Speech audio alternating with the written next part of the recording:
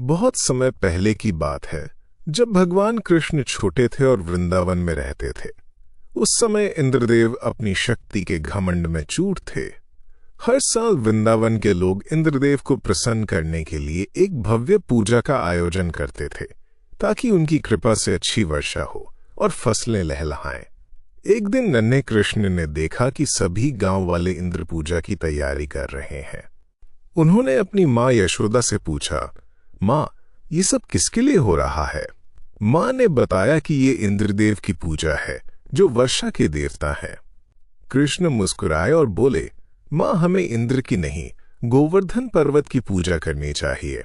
गोवर्धन पर्वत ही तो हमें घास, पानी और हमारे पशुओं को भोजन देता है। ये हमारी असली रक्षा करता है। गांव वाले कृष्ण की बात सुनकर हैरान रह गए। बड़े बुजुर्गों ने समझाया कि इंद्रदेव को नाराज करना ठीक नहीं, लेकिन कृष्ण के समझाने पर और उनकी मोहक बातों में आकर सभी ने गोवर्धन पर्वत की पूजा करने का फैसला किया। उन्होंने स्वादिष्ट पकवान बनाए और गोवर्धन पर्वत की परिक्रमा की, उसकी पूजा अर्चना की। जब इंद्रदेव को पता चला कि वृंदावन के लोगों ने उनकी पूजा छोड़कर गोवर्धन पर्वत की पूजा की है, तो उनका अहंकार भड़क उठा।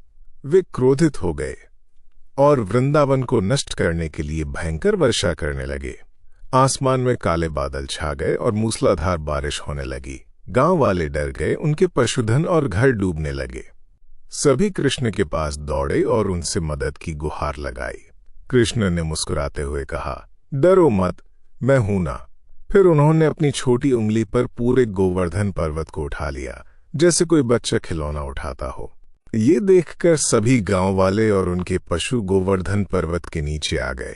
7 दिनों और 7 रातों तक इंद्रदेव ने लगातार वर्षा की, लेकिन कृष्ण ने पर्वत को अपनी उंगली पर उठाए रखा। गांव वाले सुरक्षित थे और उन्हें कोई नुकसान नहीं हुआ।